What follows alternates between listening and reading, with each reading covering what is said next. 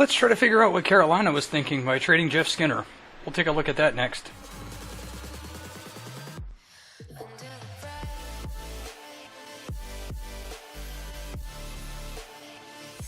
Yo-ho everybody, and welcome to another edition of Yinzer on Hockey. Before we begin, make sure you go down below, hit that like button, click the subscribe button, and make sure you click the little bell so you stay up to date on all the off-season happenings. So, after a couple of pretty quiet weeks as far as the Erik Karlsson rumors and the Max Pacioretty rumors and some tiny rumblings of the Jeff Skinner front, we finally got a trade yesterday. And the trade was Jeff Skinner to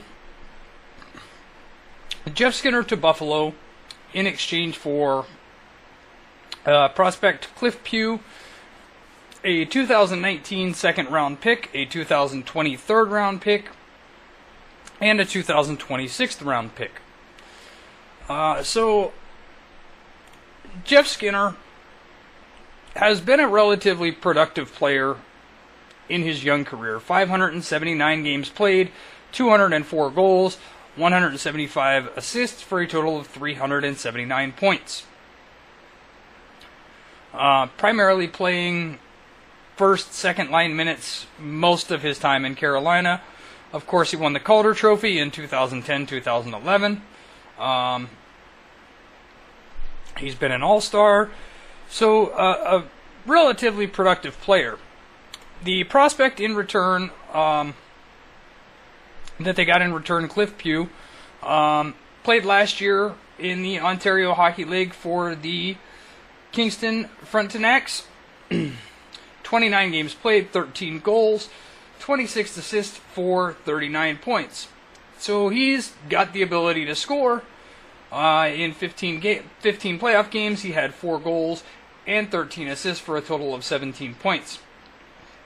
So again, pretty productive scorer as far as the prospect goes. He was pretty high on the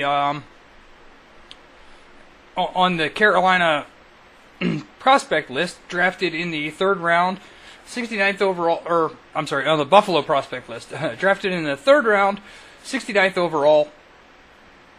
So he was developing into a nice young player for somebody that they had acquired that deep in the draft.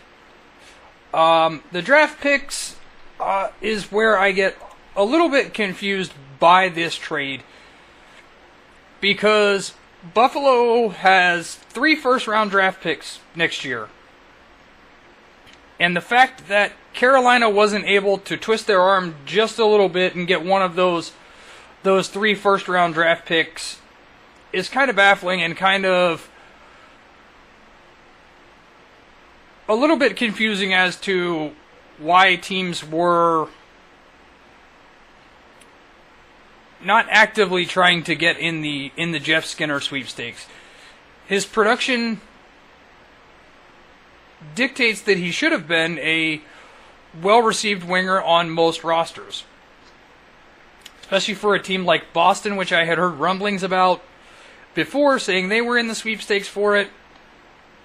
Obviously, Boston didn't have a first-round pick to give up, and their prospect pool isn't quite as deep as Buffalo's right now, so they probably couldn't offer the top-tier prospect that they were looking for in Carolina.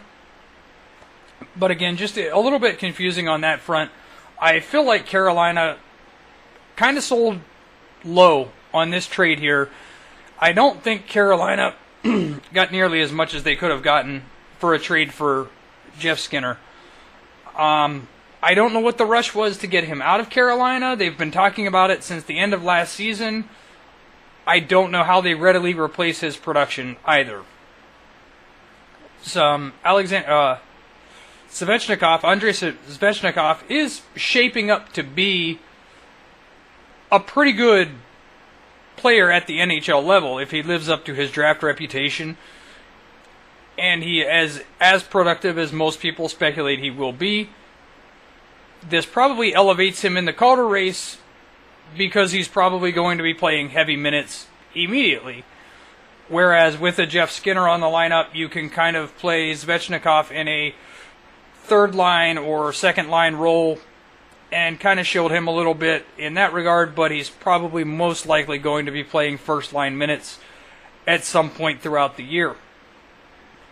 The other thing that this does is it kind of shapes the market for Max Pacioretty and Montreal and what they need to do or how they need to move forward with their attempt to trade Pacioretty.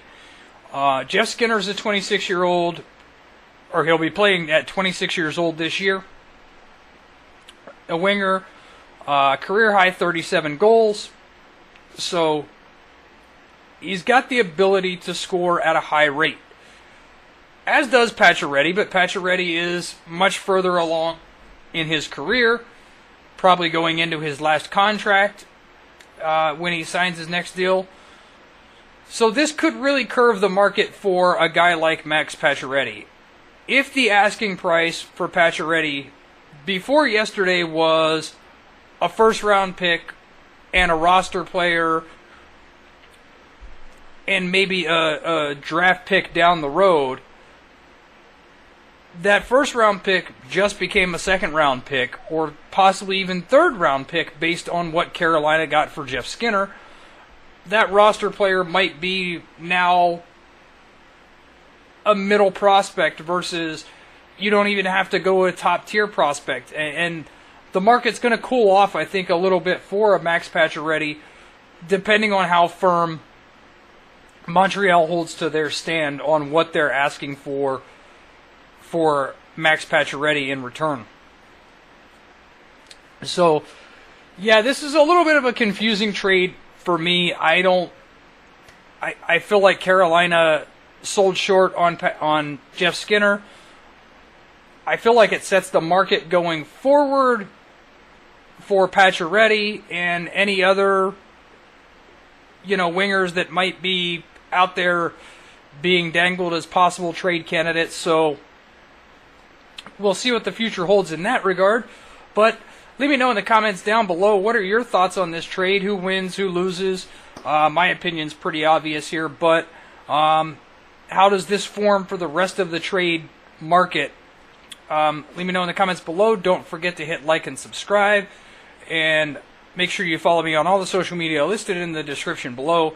And until I see you next time, have a good day.